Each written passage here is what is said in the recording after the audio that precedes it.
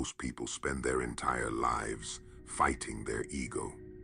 They read the books, they follow the teachers, they sit in the meditation retreats, and they come away with one singular mission: destroy the ego, dissolve it, get rid of it entirely. And I want to challenge that idea today, because what if the ego was never your enemy? What if it has been doing exactly what it was built to do, and you have been punishing it for succeeding? Your ego is not malfunctioning.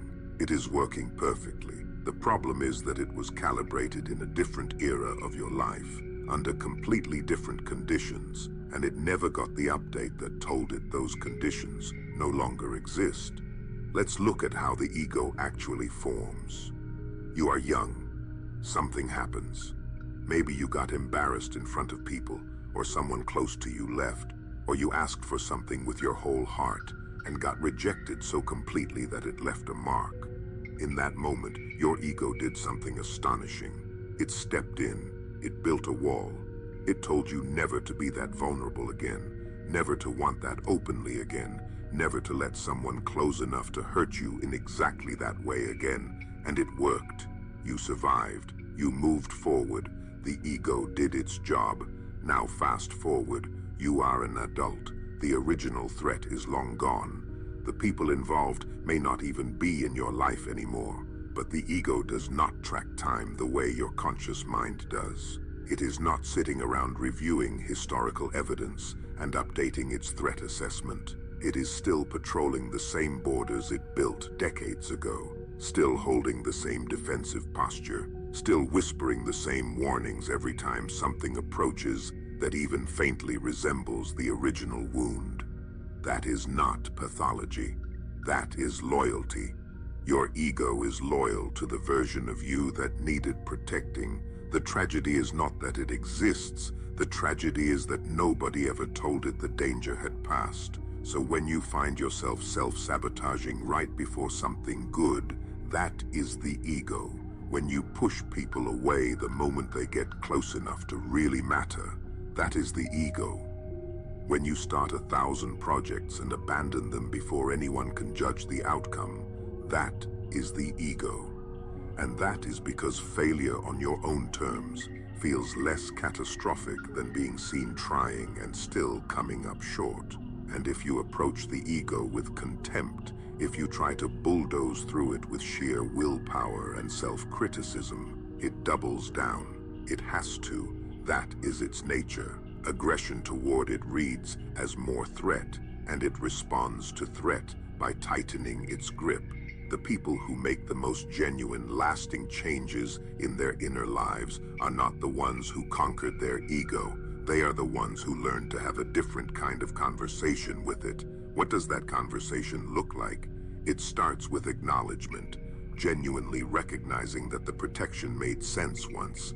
Not as a therapy exercise, not as a box to check before you get to the real work, but as an actual moment of understanding directed inward. You were doing the right thing with the information you had. That matters.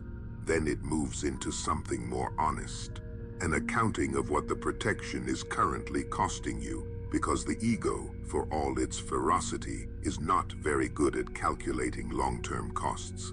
It is spectacular at preventing short-term pain and completely blind to the accumulating weight of a life lived inside walls. The cost might be intimacy. It might be creative risk. It might be the quiet grief of never quite letting yourself be fully known by another person.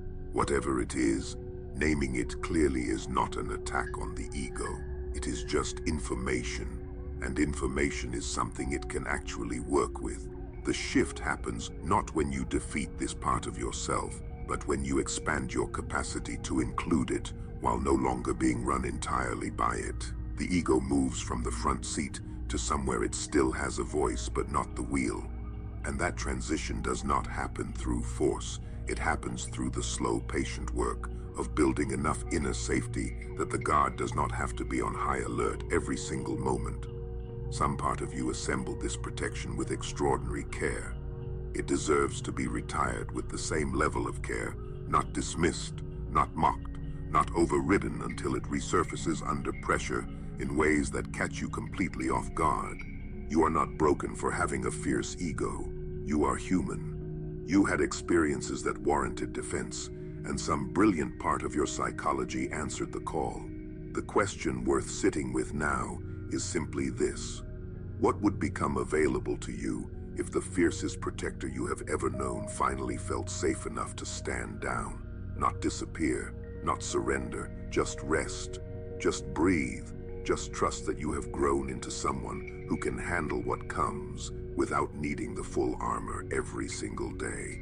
That is the work, not elimination, graduation, and it begins the moment you stop treating the ego as an obstacle and start treating it as what it actually is, evidence that at some point, some part of you cared enough about your own survival to fight for it. That part of you was right to fight. It just does not have to fight quite so hard anymore.